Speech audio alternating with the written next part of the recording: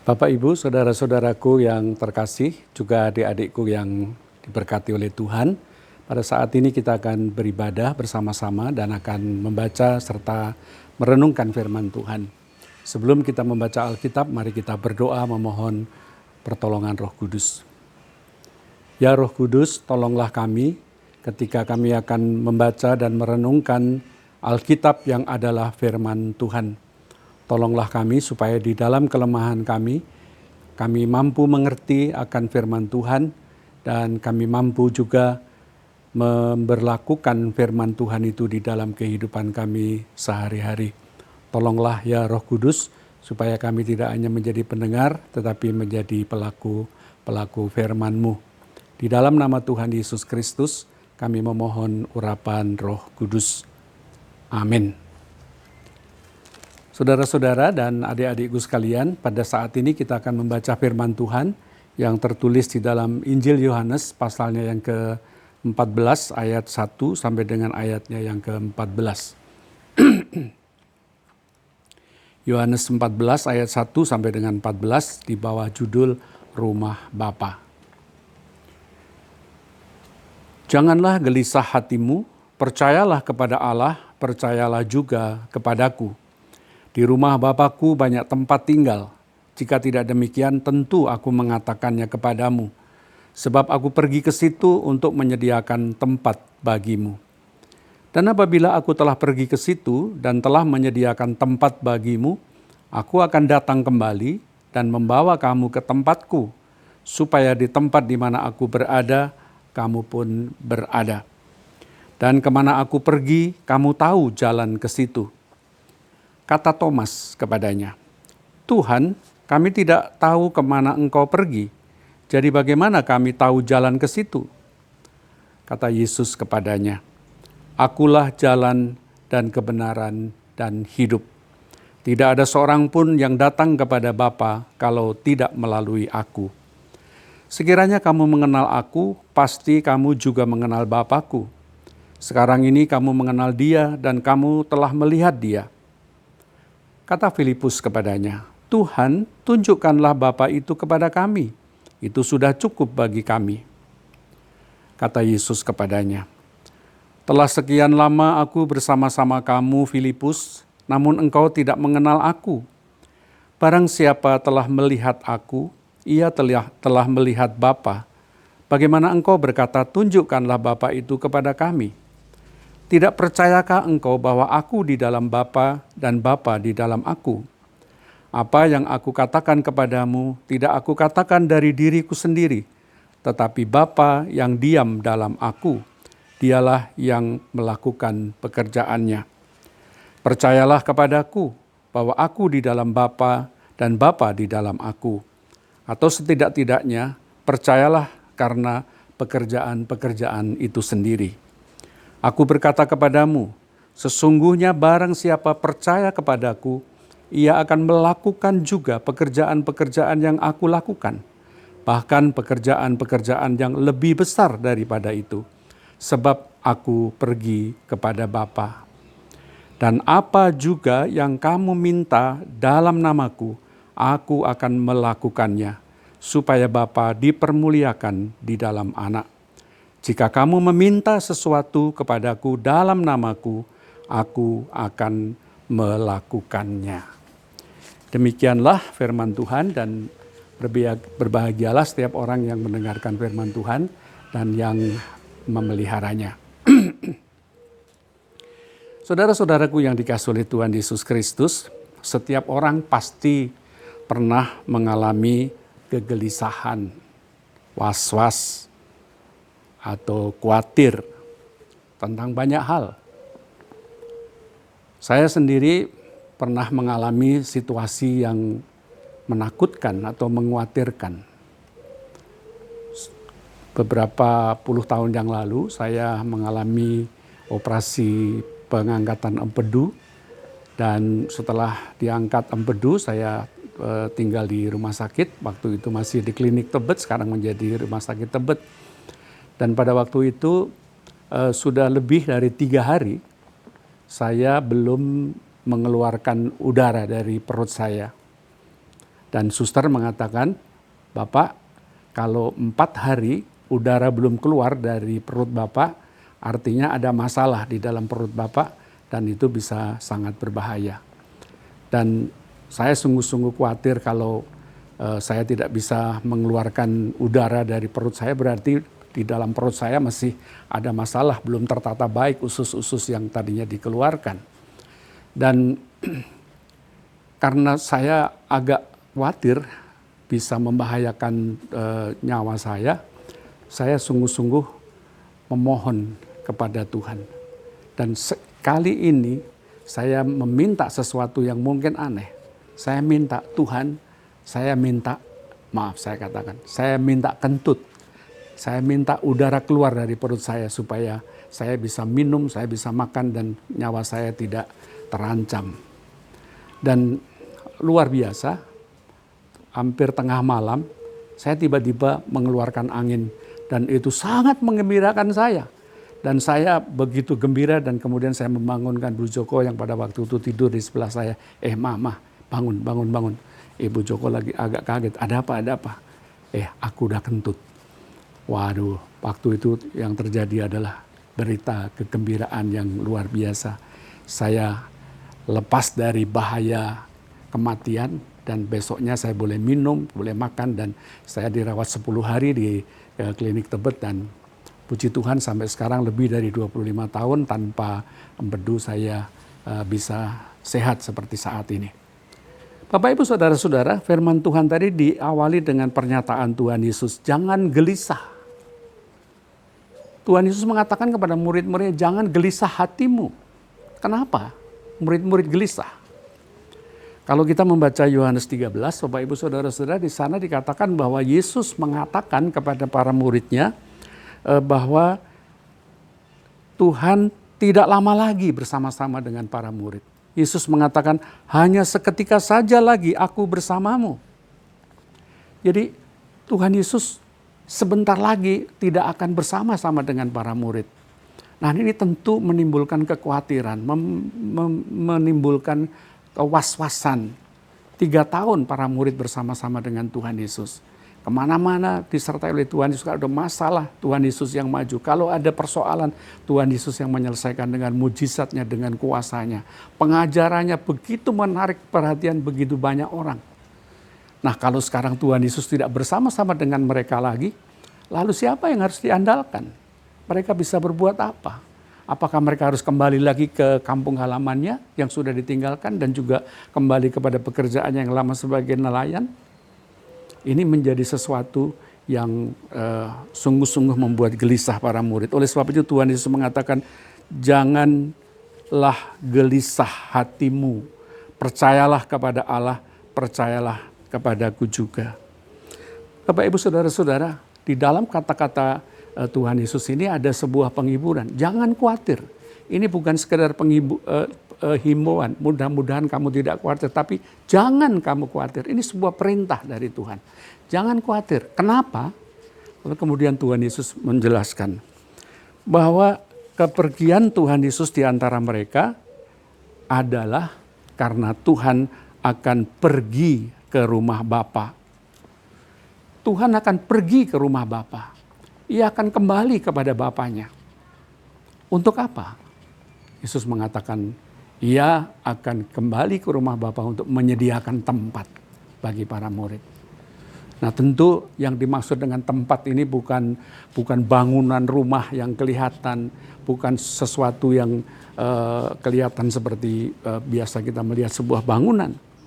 Tuhan Yesus di dalam Matius 6 ayat 20, Tuhan Yesus mengatakan di sana bahwa rumah Bapa itu adalah tempat rohani di mana ngengat dan karat tidak merusakkannya dan pencuri tidak membongkar serta mencurinya. Artinya apa? Artinya itu tempat yang tidak bisa dimakan oleh ngengat, oleh karat, tidak ada pencuri, berarti ada keamanan yang luar biasa. Jadi artinya ini bukan tempat, bukan rumah gedung, tetapi adalah sebuah rumah rohani yang akan ditempati oleh setiap orang percaya. Rasul Paulus mengatakan tempat itu disebutkan sebagai tempat kediaman yang kekal, yang tidak dibuat oleh tangan manusia.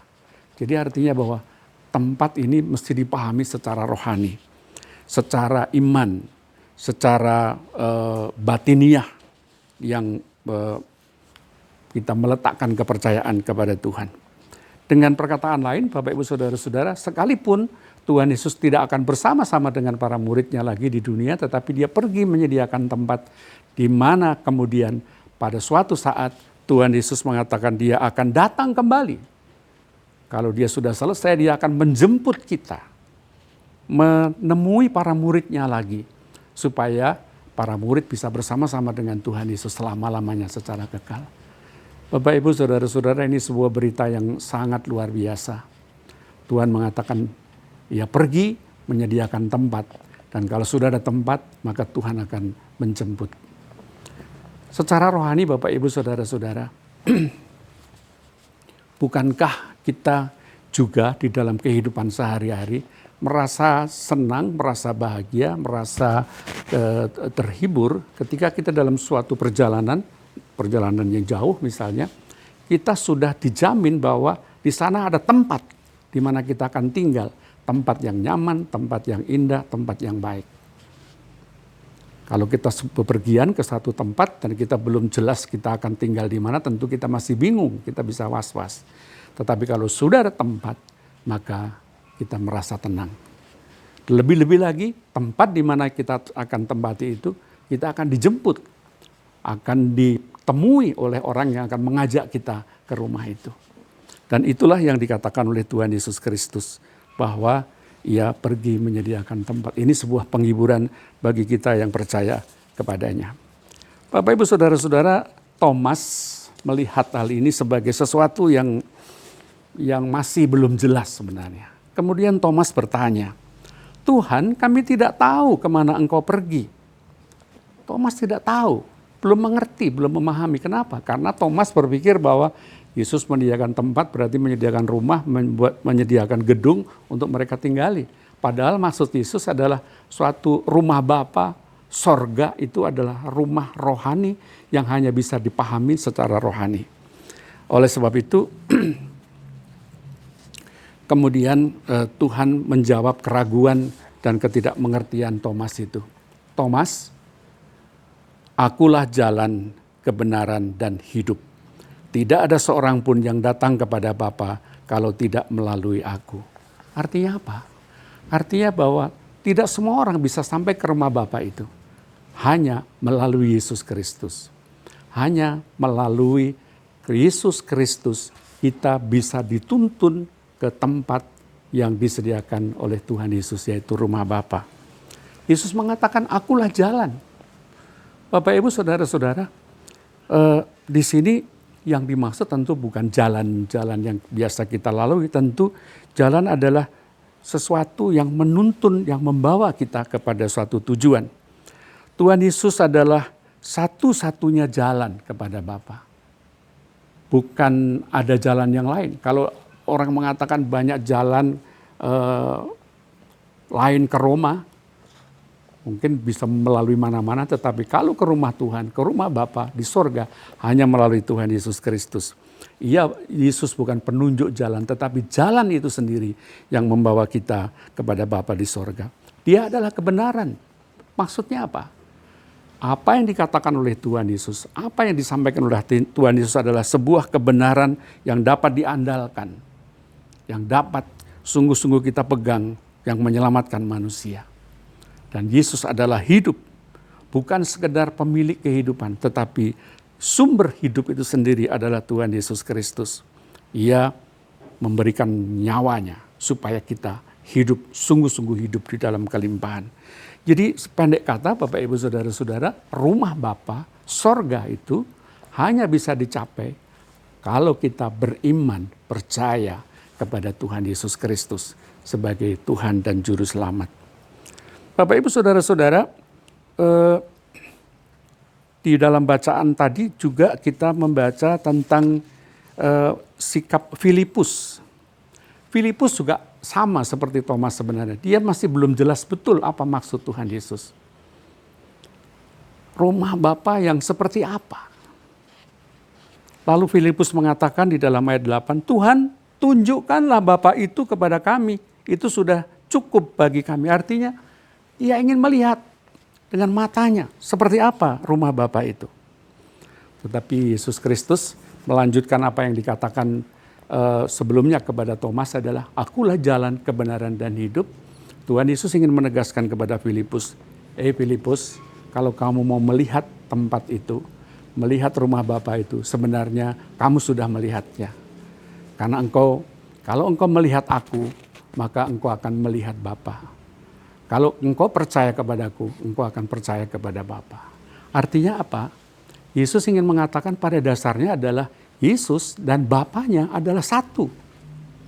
Aku dan Bapa adalah satu. Jadi kalau kamu melihat aku, maka engkau melihat Bapa. Kalau engkau percaya kepadaku, maka engkau juga percaya kepada Bapa. Jadi rumah Bapa yang disediakan oleh Tuhan itu sekali lagi mesti bisa atau harus diterima dengan iman, dengan percaya. Dan dengan iman dan percaya itu, seseorang akan mengalami rumah Bapa yang disediakan oleh Tuhan Yesus Kristus. Menerima Yesus bukan hanya dengan mata lahiriah, tetapi dengan mata batin, dengan mata hati, dengan iman. Bapak, Ibu, Saudara-saudara, mungkin ini sebuah pengakuan iman yang penting di dalam iman Kristen. Bahwa Yesus kita akui sebagai manusia sejati, tetapi dia adalah Allah sejati. Ini tentu tidak mudah dipahami secara akal budi. Tidak bisa dipahami 2 tambah 2 sama dengan 4. Tetapi Bapak, Ibu, Saudara-saudara, ini Yesus ingin mengatakan bahwa pada dasarnya kalau kita melihat Yesus, maka dia melihat Bapa. Kalau kita melihat karya Yesus, sebenarnya juga melihat karya Allah Bapa sendiri. Oleh sebab itu, Yesus kemudian menegaskan, kalau kita sungguh-sungguh percaya kepadanya, kalau sungguh-sungguh kita beriman kepadanya, maka mestinya kita juga dapat melihat bahwa karya Yesus yang selama ini ditunjukkan, kita dapat menerimanya sebagai sebuah bukti bahwa Yesus itu adalah Allah yang sejati. Oleh sebab itu Tuhan mengatakan bahwa kalau kamu tidak bisa memahami apa yang aku katakan, paling tidak engkau juga bisa mengingat karya-karya Yesus yang ajaib. Di dalam ayat yang ke-11 di sana dikatakan, percayalah kepadaku bahwa aku di dalam Bapa dan Bapa di dalam aku. Atau setidak-tidaknya percayalah karena pekerjaan-pekerjaan itu sendiri. Artinya apa? Kalau kita melihat pekerjaan-pekerjaan Tuhan Yesus, karya Tuhan Yesus, mujizat Tuhan Yesus, pengajaran Tuhan Yesus, maka kita dapat melihat dan mengamini bahwa sesungguhnya Yesus ini adalah anak Allah. Dia adalah Tuhan yang kelihatan, yang kepadanya kita dapat juga percaya kepada Allah yang menjadi Bapa kita. Yang terakhir, Bapak, Ibu, Saudara-saudara, bacaan kita yang penting saya ingin menggarisbawahi di ayat yang ke-12. Tuhan Yesus berkata demikian, aku berkata kepadamu, sesungguhnya barang siapa percaya kepadaku, ia akan melakukan juga pekerjaan-pekerjaan yang aku lakukan. Bahkan pekerjaan-pekerjaan yang lebih besar daripada itu. Sebab aku pergi kepada Bapa. Yesus mengatakan bahwa sebentar lagi pekerjaannya di dunia sudah selesai. Dia akan pergi ke rumah Bapa. Dia akan naik ke sorga. Pekerjaannya di dunia harus diteruskan oleh para murid. Para murid harus melakukan pekerjaan-pekerjaan yang dilakukan oleh Tuhan Yesus pada masa lalu. Dan itulah tandanya bahwa murid-muridnya percaya kepada dia. Percaya berarti melakukan pekerjaan-pekerjaan yang dilakukan oleh Tuhan Yesus. Bahkan pekerjaan-pekerjaan yang lebih besar. Bapak, Ibu, Saudara-saudara, yang dilakukan Yesus pada masa lalu tidak sama dengan apa yang terjadi pada saat ini. Maksud saya begini, bahwa konteks zaman Yesus tentu berbeda dengan zaman sekarang. Kalau Yesus mengatakan, kamu harus mengerjakan pekerjaan yang aku lakukan, bahkan pekerjaan yang lebih besar, artinya pekerjaan yang lebih luas. Kita tahu masalah-masalah yang dihadapi oleh gereja, yang kita hadapi saat ini sangat kompleks, sangat luas, sangat banyak. Dan itulah yang harus kita kerjakan sebagai tanda bahwa kita percaya kepada Yesus. Menyembuhkan orang sakit, memberi makan, menolong orang yang tertekan, menghibur yang susah, dan mengembalikan orang yang berdosa datang kepada Tuhan. Bapak, Ibu, saudara-saudaraku yang terkasih di dalam Tuhan Yesus Kristus, tema kita pada saat ini, pada minggu ini, bersaksi tentang karya Allah yang besar. Karya Allah yang besar yang mana? Bapak, Ibu, saudara-saudara, saya ingin mengatakan bahwa karya Allah yang terbesar, secara sederhana bisa kita katakan secara sederhana, karya Allah yang terbesar adalah, betul, kasih. Allah mengasihi kita sekalipun kita orang yang berdosa. Allah mengasihi kita, seharusnya kita mendapat hukuman, tetapi Tuhan mau datang mengampuni kita, membebaskan kita dari dosa dan kembali kepada Dia. Kasih yang tidak terbatas, kasih yang tidak memperhitungkan segala sesuatu di masa lalu. Yesus mau mengampuni dosa kita, mau menerima kita, dan mau menyelamatkan kita. Dan kasih semacam ini yang harus kita wujudkan di dalam kehidupan kita sehari-hari. Bagaimana? Kalau kita membaca surat Paulus kepada jemaat di Korintus, 1 Korintus 13 ayat 4-7 misalnya, di sana dengan sangat luas Paulus mengatakan bahwa kasih itu aspeknya luas sekali, banyak sekali. Kasih itu tidak cemburu, kasih itu murah hati, kasih itu tidak memikirkan dirinya sendiri, dan seterusnya dan sebagainya. Bagaimana kita mewujudkan hal ini dalam kehidupan kita? Kasih semacam itulah yang kita wujudkan dalam kehidupan kita. Ketika saudara melihat orang yang butuh makanan, saudara memberikan makanan. Kalau seseorang membutuhkan pertolongan tenaga saudara, saudara memberikan. Tanpa memikirkan hal-hal yang akan menguntungkan diri kita. Mengasihi tandanya adalah tidak sombong, tidak memegahkan diri, tidak melakukan yang tidak adil, tetapi adalah kebenaran. Itulah hal-hal yang bisa kita wujudkan dan kita lakukan sebagai bentuk menjadi saksi akan karya Allah yang besar. Bapak, Ibu, saudara-saudara, realitas, kenyataan, masalah yang kita hadapi sekarang ini tentu sangat kompleks. Tetapi saya ingin mengatakan bahwa apapun yang kita hadapi pasti akan mampu kita lakukan. Yang penting adalah kita percaya akan Allah yang berkuasa. Dan jangan lupa janji Tuhan dalam bacaan kita yang terakhir ini sangat menghibur dan menguatkan kita. Saya bacakan ayat 13 dan 14. Dan apa juga yang kamu minta dalam namaku, aku akan melakukannya, supaya Bapa dipermuliakan di dalam Anak. Jika kamu meminta sesuatu kepadaku dalam namaku, aku akan melakukannya. Artinya apa? Apapun yang kita minta dalam nama Tuhan, kalau kita minta dengan tulus, dengan sungguh-sungguh, dengan percaya kepada Tuhan, Tuhan berjanji. Tuhan loh yang berjanji, bukan Pak Joko. Aku akan memberikannya. Aku akan melakukannya. Jadi kalau pada saat ini saudara berdoa, Tuhan, di dalam situasi sulit saat ini aku ingin membantu orang yang susah. Aku mau membantu orang yang sedih. Aku akan memberikan penghiburan kepada mereka siapapun yang membutuhkan.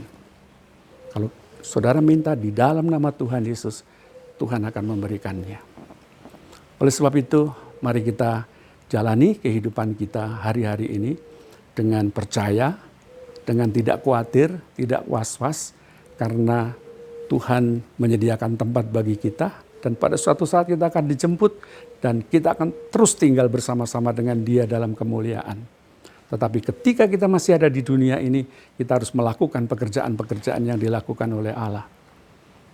Kini, mari kita lakukan karya-karya Allah yang besar, yaitu kasih. Kasih kepada Tuhan, kasih kepada sesama kita. Tuhan memberkati, dan Tuhan menolong saudara-saudara dalam memberlakukan kasih. Amin. Untuk adik-adikku dan anak-anakku, setelah ibadah pada bagian terakhir nanti akan disampaikan firman Tuhan khusus untuk anak-anak sekolah minggu. Oleh sebab itu, jangan pergi dan ikuti terus acara ini. Tuhan berkati.